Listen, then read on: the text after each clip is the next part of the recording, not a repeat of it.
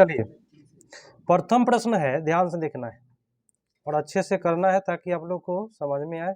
कुछ प्रॉब्लम है तो पूछिएगा, ठीक है, कोई दिक्कत नहीं है। ऑनलाइन है फिर भी कोई दिक्कत नहीं है, ऑनलाइन ऑफलाइन दोनों चलता है। बचपन से व्यस्तता के परिवर्तन का समय कौन सा? बहुत अच्छा बताएं आप लोग।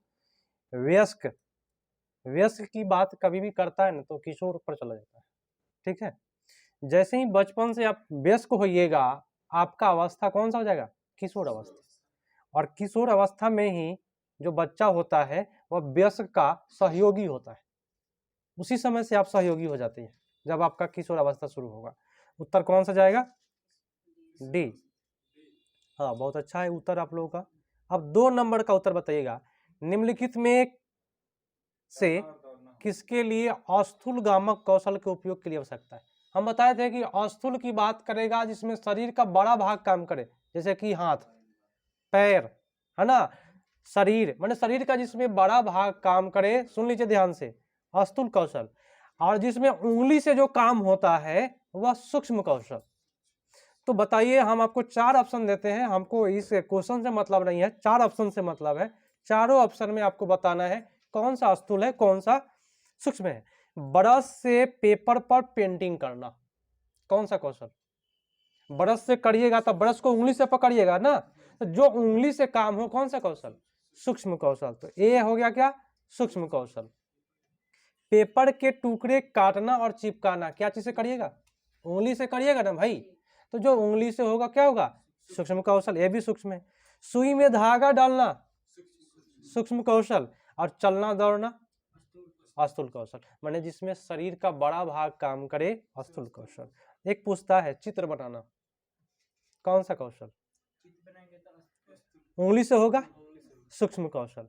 मूर्ति बनाना उंगली से होगा, सूक्ष्म कौशल। मतलब यही ट्रिक है, उंगली से जो काम हो वह सूक्ष्म कौशल। उत्तर आपका डी पड़ गया। अब अगला प्रश्न बताइए कि समाजीकरण की प्रथम संस्था बताइए कौन सा? परिवार। दूसरा का पूछे तो विद्यालय। बस 2 ही चीज आप लोग को पता होना चाहिए, सब सबको रहता है। समाजीकरण का प्रथम संस्था आपका परिवार है या पास पड़ोस देता है, और दूसरा का जो है वह विद्यालय है, मीडिया है, दोस्त है, बहुत सारा चीज हो जाता है, ठीक है। लेकिन पढ़ना है आपको 2 ही, एक परिवार और एक विद्यालय। चलिए, यह मान्यता की भौतिक वस्तुएं, पानिया वहां कहाँ रखे हैं? पानी कहीं रखे हैं कहाँ? चलिए, चौथा प्रश्न है कि यह मान्यता की भौतिक वस्तुएं जैसे गुड़िया, कार में सजीव गुण होता है। ये हम पढ़ाने वाले हैं तुरंत थ्योरी में। माने कोई बच्चा का देखिएगा गुण होता है गांव देहात में, जब बच्चा किसी से कोई चीज से चोट लग जाए, जमीन से हो या टेबल से, कुर्सी से, कोई चीज से चोट लग जाए, उसकी माँ क्या करेगी? थपथपा देगी, मार दिए, चुप हो जा, बचवा चुप हो जाता है। मतलब वो समझता है कि मेरी माँ उसको मार दिया। मतलब बच्चा के अंदर जो है निर्जीव चीज उसको क्या लगता है? सजीव हो। और ये जो होता है उसको हम कहते हैं जीववाद, जिसमें बच्चा को क्या लगे? निर्जीव चीज क्या लगे? सजीव लगे। वही बात बोला है, गुड़िया, कार में सजीव गुण होता है। कौन सा गुण कहलाता है? जीववाद कहलाता है, ठीक है। अगला प्रश्न, बहुत मज है। हाँ, ये टॉपिक हम थ्योरी कराएंगे, लिखवाएंगे आपको। प्रश्न है, कथन कारण है कि 4 वर्षीय रिया लंबे और चौड़े 2 बर्तन में एक ही समय में समान मात्रा में पानी डालते समय बर्तनों की ऊंचाई और चौड़ाई को एक ही समय में ध्यान में नहीं रख पाती है, ठीक है। तो कारण कहता है कि जीन पियाजे के अनुसार रिया संज्ञानात्मक विकास के पूर्व संक्रियात्मक चरण में है। बताए कौन सा चरण में? फर्स्ट बोला कि ए और दोनों सही है, और व्याख्या कर दे कि हम आपको बताते हैं। इसमें क्या होता है कि एक 4 वर्ष की लड़की है, एक लंबा बर्तन ले लिया, एक चौड़ा बर्तन, उसमें पानी सामान ही डाला गया, लेकिन वो लड़की बोल रही है क्या कि जो लंबा जो बर्तन है उसमें ज्यादा पानी, और जो चौड़ा बर्तन है उसमें कम पानी, लेकिन पानी डाला गया सेम ही। वो लंबा था इसलिए देख करके उसको लगा कि इसमें ज्यादा होगा। तो इस प्रकार का जो स्तर होता है वह पूर्व संक्रियात्मक कहते हैं पियाजे के अनुसार। क्या कहते हैं उसको? पूर्व संक्रियात्मक। जिसमें बच्चा नहीं समझ पाता है उसको पूर्व संक्रियात्मक कहते हैं। तो दोनों एक ही चीज के बारे में बोल रहा है। आपका उत्तर ए पर जाएगा। इसको डिटेल से हम आपको थ्योरी में कराएंगे। अभी तक इतना ही समझिए, और जो लोग जानते हैं उनको दिक्कत ना होगा। अगला, संकेत और अन्य तरीकों द्वारा बच्चों को जरूरत पड़ने पर मदद करना किसका उदाहरण है? पार। देखिए मेरा एक ट्रिक है कि कोई व्यक्ति आपको इशारा से सहयोग कर रहा है, जैसे आप एग्जाम में बैठे हुए हैं, अलग मेरा रिलेशन का उसमें कोई है या मेरा जो क्लोज करीबी बैठे हुए हैं, आप बोले कि 1 नंबर का उत्तर क्या होगा, मैंने ऐसे कहेंगे 2 माने बी, है ना। मतलब आपको जब इशारा से किसी के द्वारा सहयोग किया जा रहा है तो उसको कहते हैं पार। इशारा और संकेत की बात कभी भी कहेगा तो पार जाएगा। पार का कई गो नाम है? 3 गो नाम जानिए। पार मतलब ढांचा, अंग्रेजी में बोलते हैं उसको स्कैफ होल्डिंग, ठीक है। 3 नाम है इसका, ये नाम बदलते रहता है। अगला, बच्चों की शिक्षा के लिए वाइगोस्की के सिद्धांत का अनुप्रयोग प्रस्तावित करता है। देखिए वाइगोस्की साहब बोले हैं समाज के बारे में। ट्रिक हम पता है ना, जिनको याद है, जो लोग लिखे हैं उनको दिक्कत ना हुआ। तो वाइगोस्की समाज के बारे में बोले हैं, और समाज में लोग सहयोग करते हैं कि नहीं? कोई भी घटना हो जाएगा तुरंत दौड़ा चला जाएगा। एक आग लग जाए, आपका दुश्मन भी आएगा बुझाने के लिए। तो वाइगोस्की का सिद्धांत अधिकांशतः जो है वह सहयोग पर जाएगा। क्रिया प्रसूत अनुबंधन, ये सब रटंत विद्या, ये सब अलग अलग चीज है, ठीक है। उत्तर आपका ए पड़ गया। अब अगला प्रश्न है कोलबर्ग। कोलबर्ग साहब के बारे में देखिए, प्रत्येक एग्जाम में एक वाइगोस्की, एक कोलबर्ग, एक चमस्की का प्रश्न रहता है और एक हावर्ड गार्डनर का रहता है। यहाँ कहता है कि कोलबर्ग के नैतिक विकास के किस चरण में व्यक्ति अपने व्यवहार के परिणाम के बजाय दूसरों की अपेक्षा अनुसार कार्य करता है। माने अपना परिणाम नहीं सोच रहा है, दूसरे के कर रहा है, तो कौन सा चरण होता है? तो हम आपको बताते हैं, एक छोटा सा उदाहरण है। गांव देहात में आप किसी को सहयोग क्यों करते हैं? ताकि आप अच्छा कहलाए, क्या? तो आप सहयोग कर रहे हैं, मतलब ये परंपरा है वहाँ गांव देहात का। तो ये परंपरागत चरण स्ट्रिक के अनुसार कर सकते हैं, लेकिन परंपरागत चरण में होता है कि दूसरे के सामने में अच्छा कहलाना चाहता है। अच्छा लड़का, अच्छा लड़की इसको कहते हैं, ठीक है। उत्तर आपका सी पर। जितने भी वैज्ञानिक का प्रश्न है याद रखिएगा, जब तक थ्योरी हम नहीं बताएंगे तब तक पूरा का पूरा क्लियर नहीं होगा, ठीक है। लेकिन जो पेडागोजी है वो आप लोग ही खुद से कर सकते हैं। 9 नंबर आपका पेडागोजी है। एक प्रगतिशील कक्षा, 4 ऑप्शन है, कौन सा बेटर होगा बताइए आप लोग? परीक्षा पर तो नहीं होगा, हम आपको बार बार बोले, चिल्ला चिल्ला के बोलते हैं कि भाई परीक्षा गलत होता है, पाठ्य पुस्तक भी आपका गलत होता है, बच्चा सब भागा रहता है पाठ्य पुस्तक से, और टीचर पर भाई जाना नहीं है। विद्यार्थी केंद्रित होना चाहिए, क्या उसको कहते हैं बाल केंद्रित। 10 नंबर भी पेडागोजी, आप लोग को ही जवाब देना है। रेणु एक विद्यालय में परामर्शदाता है, माने ज्ञान देने वाला, परामर्श देता है, सलाह।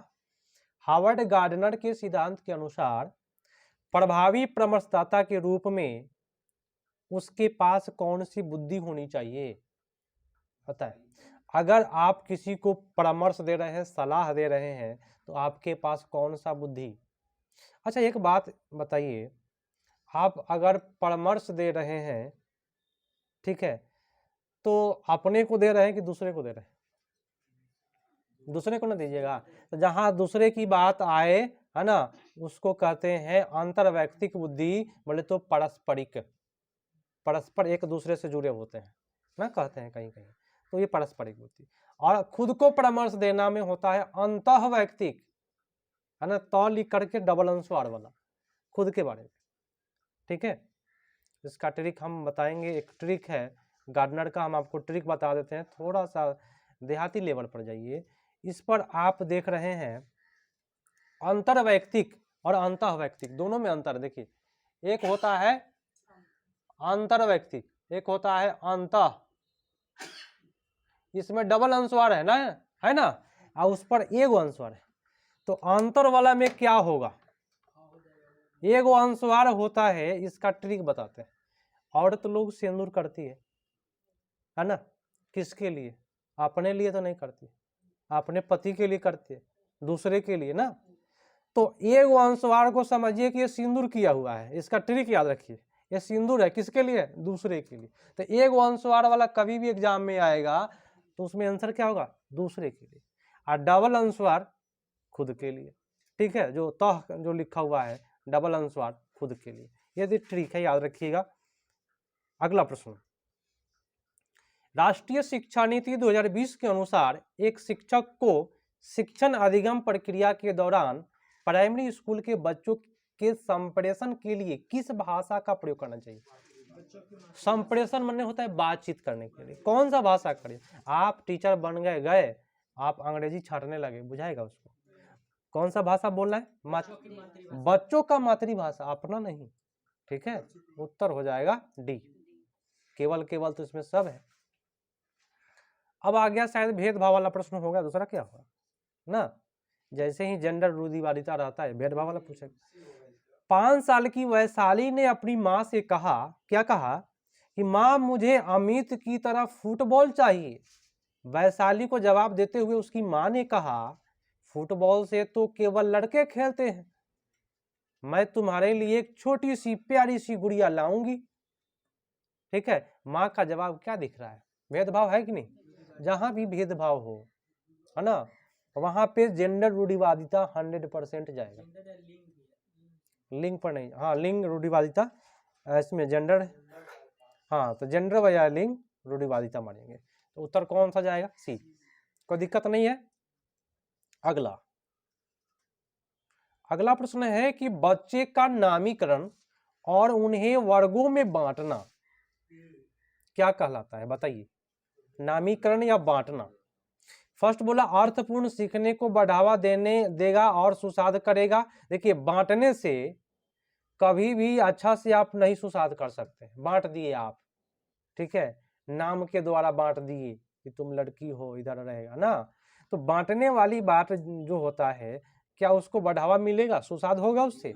नहीं होगा। क्वेश्चन ही नेगेटिव टाइप पूछ रहा है, नामीकरण और उसको वर्ग में बांट देना कि तू फलना वर्ग का है, तू चिल्ला वर्ग ना। तो बच्चे के समूह में हीनता सीखने में लाचारी को जन्म देता है, ये यही होगा। बांटने से क्या होगा? बच्चे में हीनता की भावना हो जाएगा। जैसे कि फर्स्ट डिवीजन जो आया इधर रख देंगे, सेकंड डिवीजन आया इधर रख दिए, तो बांटने वाला क्या होगा?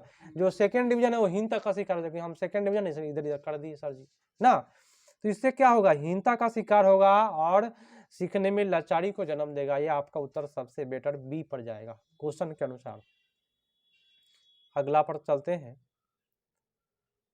सतत और समग्र मूल्यांकन के क्या मायने हैं? मायने बताना, इसका क्या मायने है? फर्स्ट बोला कि विद्यार्थियों की एक दूसरे से तुलना, हम आपको बताए हैं कितना बार कि तुलना जो होता है वो नेगेटिव होता है, और मनोवैज्ञानिक का कहना है कि तुलना करने से बुद्धि घटती है। इसको तो मारेंगे नहीं, ये तो जहर है। बी है कि बच्चे के व्यापक विकास से जुड़ी सभी स्कूली गतिविधियों के आकलन के सभी पहलुओं को शामिल करना, सभी या विभिन्न, बहुत मजेदार होता है। अब बताइए, हम बी मार दिए तो सी क्यों नहीं मारे? केवल है। और डी क्यों नहीं मारे? साल के अंत में जो होता है इसको योगात्मक आकलन कहते हैं, समग्र आकलन नहीं कहते हैं। क्वेश्चन में पूछ रहा है समग्र मूल्यांकन, साल के अंत में जो होता है उसको क्या कहते हैं? योगात्मक। याद रखिएगा ये भी चीज। तो आपका सबसे बेटर उत्तर बी पड़ गया। अब अगला प्रश्न आप लोग भी पढ़िएगा।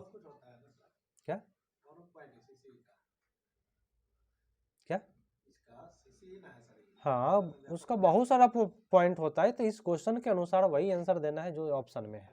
प्रश्न है कि प्रभावी शिक्षक कक्षा में शिक्षण अधिगम की प्रक्रिया में अक्सर जांच करने वाले प्रश्नों का प्रयोग करते हैं। माने एक प्रभावी शिक्षक है, ऐसा प्रश्न पूछ रहा है बच्चा से जिसमें क्या हो? जांच करने वाला।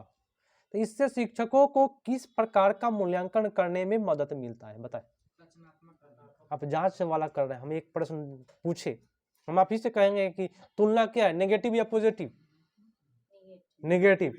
तो ये क्या हुआ? रचनात्मक आकलन हो रहा है। तो जांच करने वाला प्रश्न को क्या कहते हैं? रचनात्मक। योगात्मक आपका साल के अंत में होता है। मानकीकृत आपको सरकार के द्वारा जो लिया जाता है, ये सब गलत होता है। मानकीकृत गलत होता है, मानक गलत होता है। दोनों नेगेटिव है।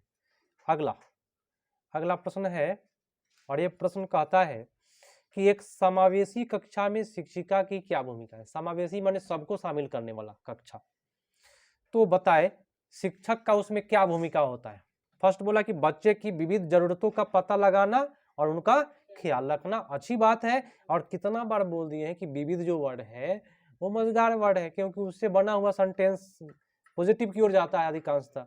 तो ये आपका सही गया। बी में आपका केवल है, सी में क्या गलत है ये आप लोग बताइएगा। क्षमता के आधार पर पहचान और पृथक्करण माने अलग करना, तो ये आपका पृथक्करण वर्ड गलत हो गया। और डी में क्या गलत है, खास जरूरत है ना, तो ये खास वर्ड गलत हो गया। ठीक है, तो आपका उत्तर सबसे बेटर ए पड़ गया। 17 पर है। आप लोग कोशिश करिए कि हमसे पहले जवाब दीजिए, मतलब जो लोग दे रहे हैं वो लोग नहीं, जो लोग नहीं दे रहे हैं वो लोग कोशिश करें। विविध समूह के विद्यार्थियों के शिक्षण के दौरान एक शिक्षिका को क्या ध्यान में रखना चाहिए, क्या ध्यान में रखना चाहिए। फर्स्ट बात बोला कि हर विद्यार्थियों को स्वीकार सामान देना, अच्छी बात है ना, सब विद्यार्थियों को भाई स्वीकार करिए, सामान्य दीजिए, तो एक तो ठीक है। बी क्या है, संस्कृति विभिन्नताओं को अनदेखा, ये तो बी गया काम से, अनदेखा कर दीजिएगा। मान लीजिए हम यहीं पे पढ़ाते हैं, मुस्लिम सिख ईसाई आ रहा है, अगर हम ईसाई को अनदेखा कर दे तो अच्छा होगा, नहीं होगा। सुसंगत संप्रेषण बनाए रखना, अच्छी बात है, सुसंगत अच्छी बात है। और अप्रत्यक्ष, प्रत्यक्ष अच्छा होता है, अ माने न, तो अप्रत्यक्ष वर्ड गलत और निर्देश भी गलत होता है, तो ये आपका गलत हुआ। और डी में आपका सही जा रहा है, विद्यार्थियों को स्वच्छता, लचीलापन बहुत मजेदार है, तो आपका हो गया 1, 3 और 4, सी वाला ऑप्शन। देखिए आराम से करिएगा, प्रत्येक प्रश्न को आप समझिए कि अवसर मिल रहा है कि हम इसमें फाइट करेंगे, इसमें अच्छा जवाब देंगे। अगला प्रश्न, एक विद्यार्थी जिससे दृष्टि बाधिता है, माने देख नहीं पाता है, कि विशिष्ट जरूरतों के लिए एक शिक्षक को क्या करना चाहिए। माने आप बैठे हैं क्लास में, एक दृष्टि बाधित बच्चा आ गया, आप टीचर होने के नाते आप क्या करिएगा, 4 ऑप्शन में, इसी 4 ऑप्शन बताना है कि टीचर होने के नाते आप क्या करिएगा। बहुत बेटर।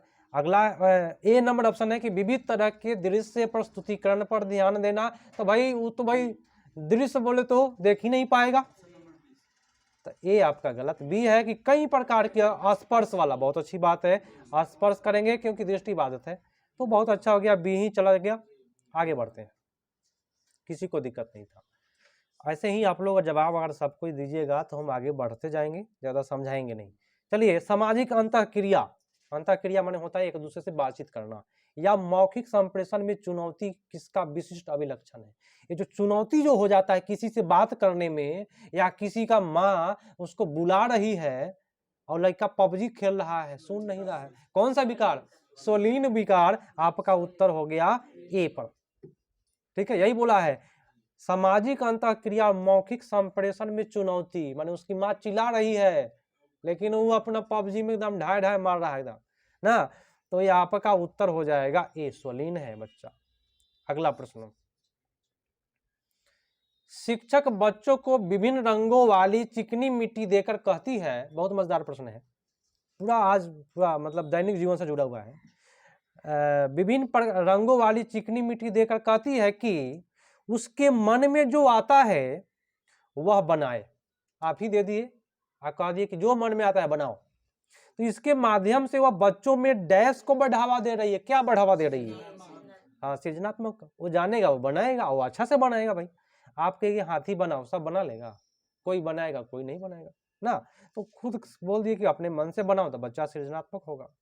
अगला है चुनने वाला, सबसे मजेदार होता है, बचपन के प्रारंभिक सालों में किसके विकास पर ध्यान केंद्रित करना चाहिए, बताएं किसके विकास पर ध्यान केंद्रित करिएगा। तो जब देखिए प्रारंभिक सालों में माने शुरुआती सालों में कर रहे हैं, तो एक तो शरीर पर, शरीर वाला ठीक है, ध्यान देंगे शुरुआती में, कहीं कुपोषण का ना शिकार हो जाए। दूसरा का भाई सामाजिक कौशल भी बेटर है। तीसरा का भाई संज्ञानात्मक कौशल, संज्ञान माने होता है जानकारी, जरूरी है उसको। और संवेग माने एक का एक उसके अंदर जो परिवर्तन होता है उसके बारे में जानकारी देना है। डर, भय, प्यार, ये सब जो होता है ना संवेग होता है, उस पर भी ध्यान देना है। लेकिन अमूर्त गलत है, अगर अमूर्त के जगह पर मूर्त रहता तो बेटर होता। ठीक है, तो ये आपका अमूर्त गलत हो गया। अब उत्तर चला गया सी पर। अब आ जाइए रचनावादी कक्षा में अर्थपूर्ण सीखना क्या बताता है।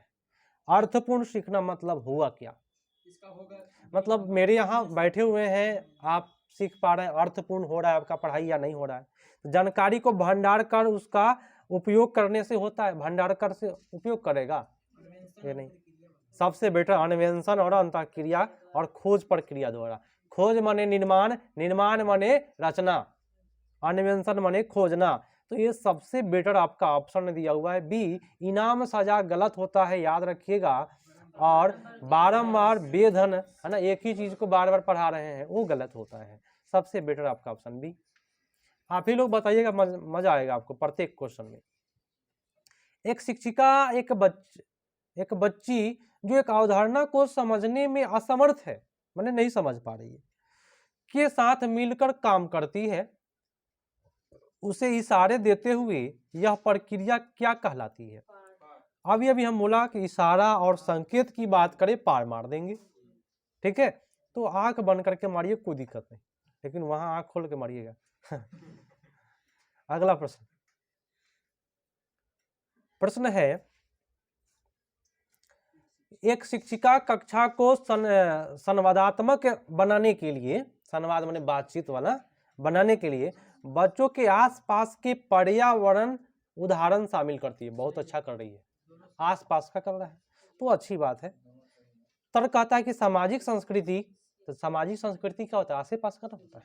संदर्भ में सीखने में महत्वपूर्ण भूमिका, तो ये भी बेटर हो गया, दोनों एक ही चीज के बारे में हो रहा है, तो उत्तर आपका ए पर जाएगा, व्याख्या करता है।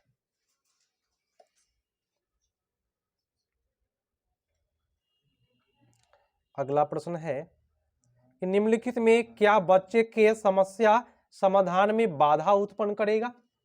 कौन बाधा उत्पन्न कर देगा, 4 ऑप्शन में आपका बाधा वाला खोजिए। समस्या समाधान में बाधा, समस्या को सही से पहचान, ठीक है आगे देखते हैं। बाधा उत्पन्न करने, समस्या को जब सही से पहचान लीजिएगा तो बाधा उत्पन्न नहीं होगा। डी वाला कर रहे हैं आप लोग। वस्तुओं के इस्तेमाल में पारस्परिक तरीके से स्थिर रहना, स्थिर बहुत नेगेटिव बात है, नेगेटिव पोजीशन है आप लोगों से, डी गया उत्तर, बहुत बेटर। स्थिर रहिएगा, मान लीजिए किसी का घटना हो गया, दुर्घटना हो गया, आप आराम से खड़ा होकर देख रहे हैं, तो बाधा ना है भाई, समस्या समाधान आप नहीं ना कर रहे हैं, तो उत्तर आपका गया डी पर। फिर से आया कथन कारण, देखिएगा कथन कारण पढ़िएगा सभी कोई, कथन कारण।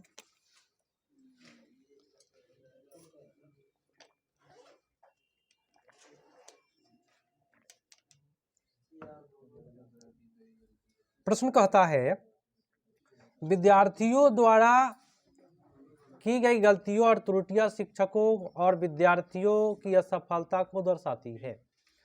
28 वाला निकालिएगा, फर्स्ट वाला ही है, आज से शुरू हुआ है। त्रुटियों को दर्शाता है, विद्यार्थी की असफलता की ओर दर्शाता है।